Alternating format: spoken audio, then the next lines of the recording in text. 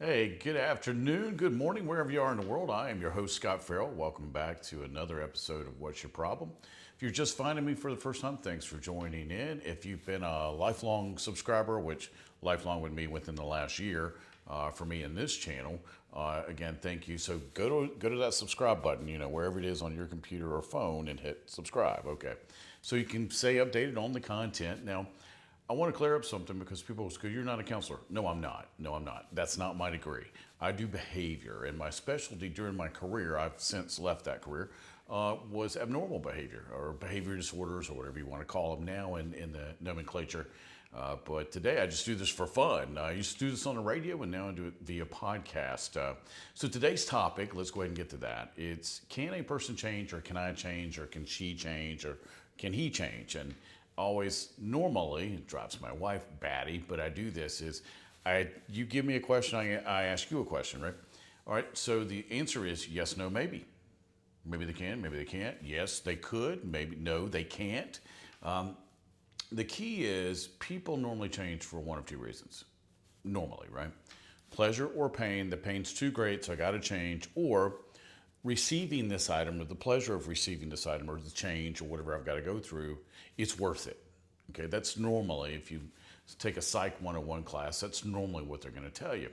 Now, the key is, and I always ask this if somebody else, I normally get, it's not the person asking me the question that wants to change. Normally, it's I'm married to, I'm dating, my child, my coworker, my cousin, my grandma, whoever it is.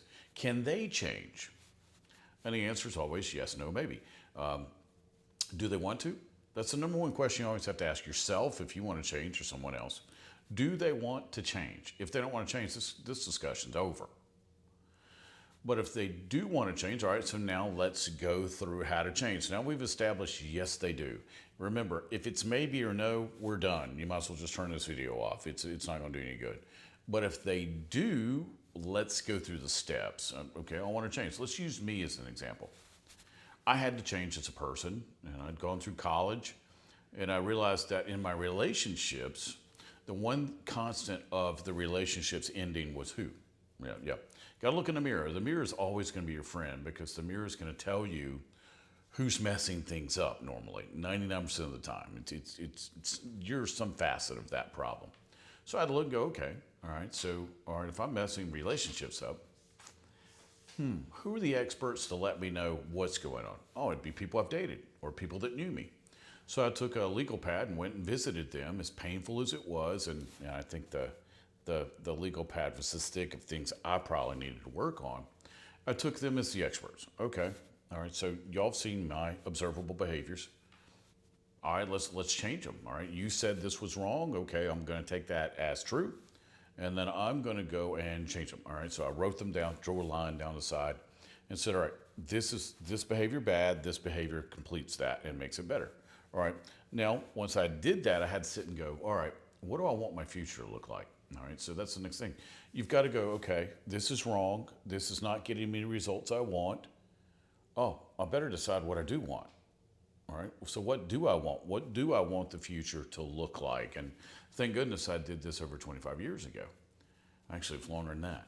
And I said, all right, what's the future going to look like? What do I want? What do I want professionally, socially, emotionally, professionally, spiritually?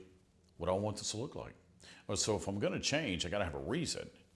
And if I'm going to change with a reason, I got to know what that reason looks like. And I got to know what my future is going to look like, or my change is not going to take.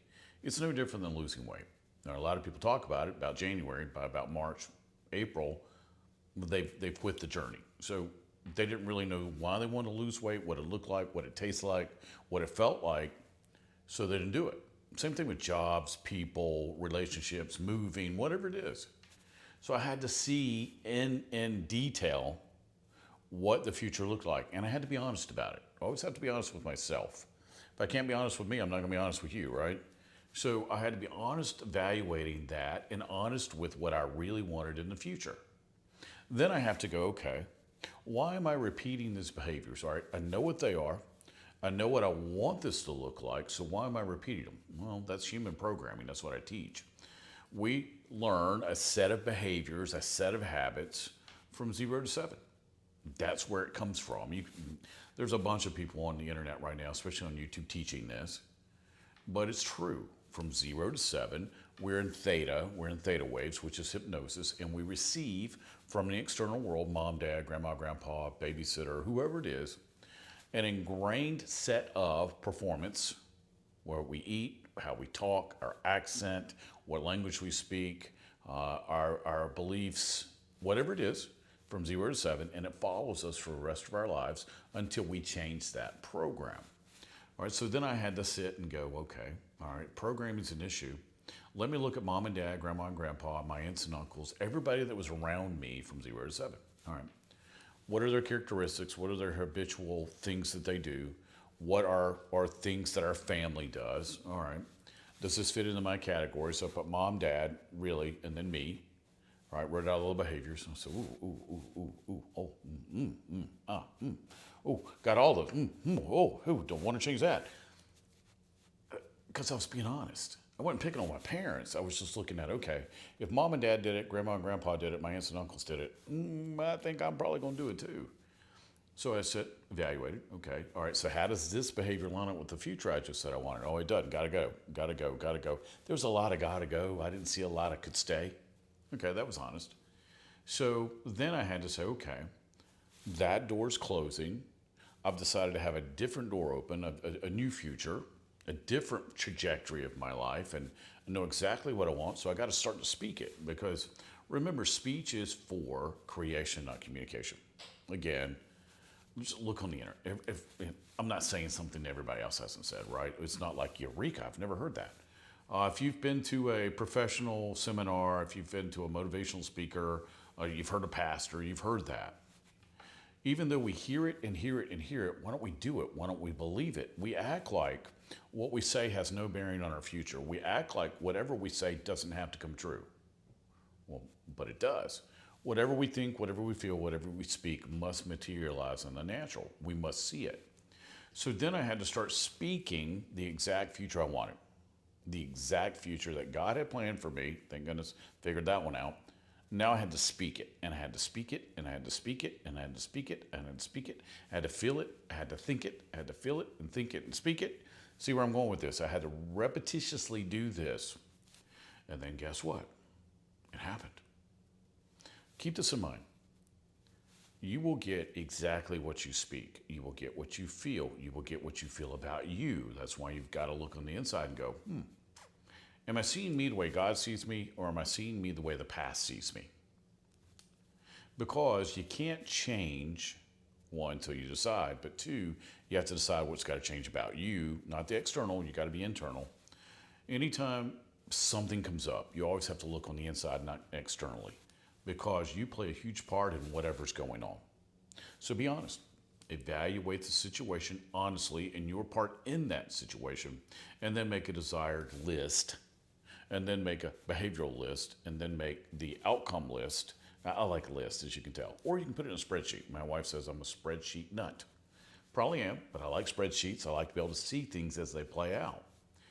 But again, this is just yes, no, maybe. All right, so can somebody change? I don't know. Yes, no, maybe. You've heard my idea on this. Now, this is not a seminar. I do seminars on this, to where I'll spend an 8-hour seminar teaching you how to do this. And I do this for my private clients. But for our time together, I want to give you as much information as I can so you can go ahead and go, okay, let me start this now. Because anything that I talk about on this channel, I want to make sure that you can take immediately and then go do something about it. And if you have to contact me, just send me an email. ScotFerrell.com is my website, ScotFerrell.com. If you feel the need to contact me, or if you need more help, just let me know. But hopefully this will help you. Hopefully it'll help you stop trying to change other people, because you can't. Unless they're a baby, you're not going to change them. That's a diaper, if you got that joke. But outside of that, you can't change anybody, but you can change you. And you can change how you react to you and the other people within the sphere of your influence, and that you can change. All right. Thanks so much for dropping by, and I'll see you in the next episode. Take care.